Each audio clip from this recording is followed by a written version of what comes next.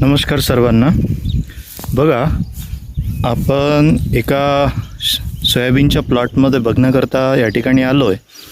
तर यांनी बूस्टर कंपनीचं हुतुतू सोयाबीन हे एक बॅग या ठिकाणी पेरली. त्यामध्ये तूर पण आहे त्यांची. तर हे जे पेरलं सोयाबीन जवळपास 15 ते 20 दिवस झाले आहेत. आणि सोयाबीन कसं निघालं ते तुम्हाला दाखवतो या व्हिडिओच्या माध्यमातून. नंतर समोर आपण बोलू याविषयी, नेमकं काय काय प्रकरण झालं, काय घडलं, मी काय केलं.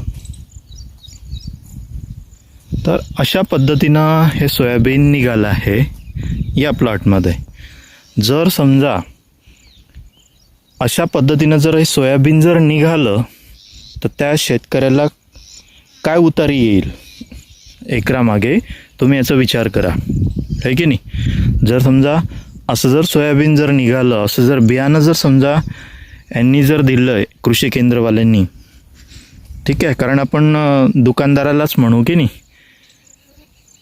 दुकानदार म्हणतोय की ज्या लॉटमधलं आपल्याकडे माल आला त्यांचं सर्वांचं निघालं, तुझंच नाही निघालं, असं दुकानदाराचं मत आहे.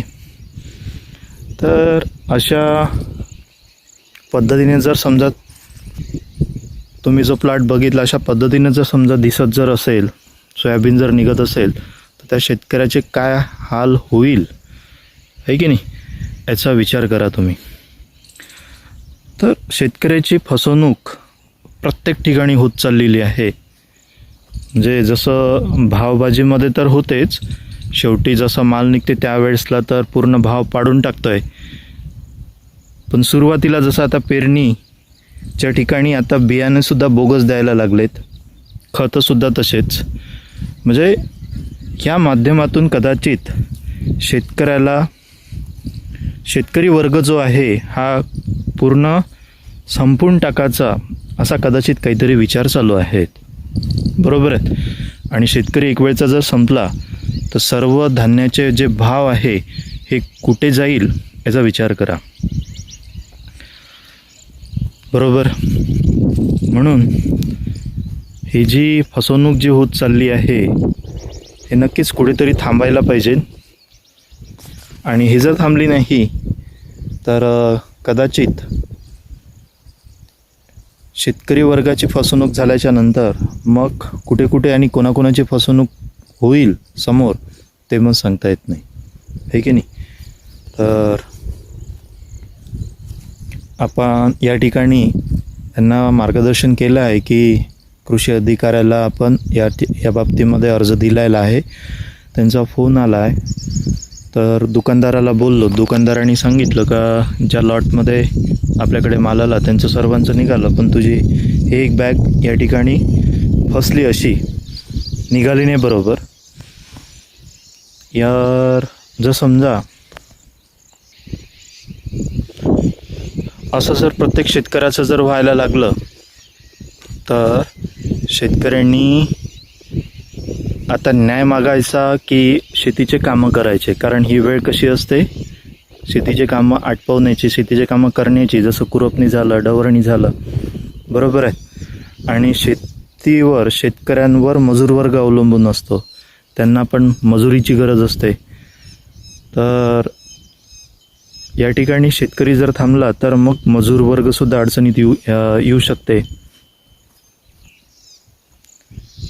तसंच पाणी जवळपास 8-10 दिवस पाण्याने पूर्ण गॅप दिली होती. म्हणजे चांगली असे उन्हाळ्यासारखी ऊन पडत होती. आता पाणी असा जोराचा पाणी आमच्याकडे आलाच नाही. वर्धा जिल्ह्यात वर्धा तालुक्यामध्ये, वर्धा तालुका पण आहे, जिल्हा पण आहे, ठीक आहे.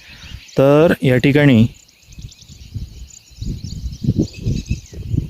पाणी कमी असल्यामुळे शेतमालाचे इकडनं पण येले तिकडनं पण येलेच चालू आहे. म्हणजेच पाणी पण नाही भरपूरसं, आणि पाणी नसल्यामुळे जे आता अर्धवट निघालेलं आहे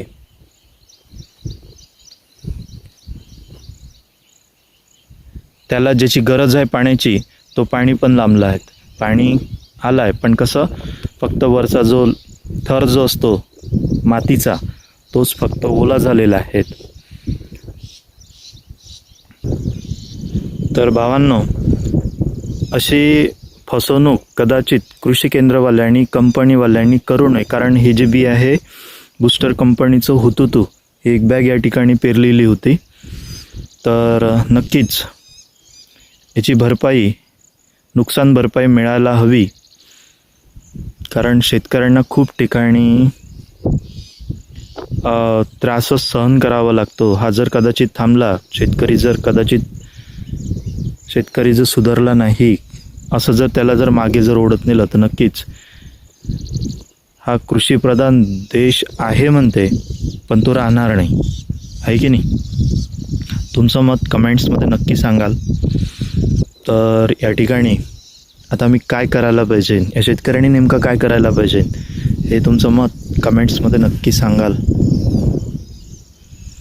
आभाळ आहे, कदाचित पाणी येऊ शकतंय.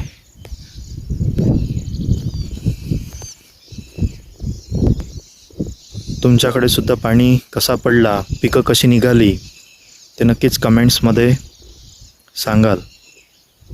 व्हिडिओ आवडला तर नक्कीच लाईक करा. कमेंट्समध्ये तुमचं मत सांगा, कुठून तुम्ही बघितलं ते सांगा.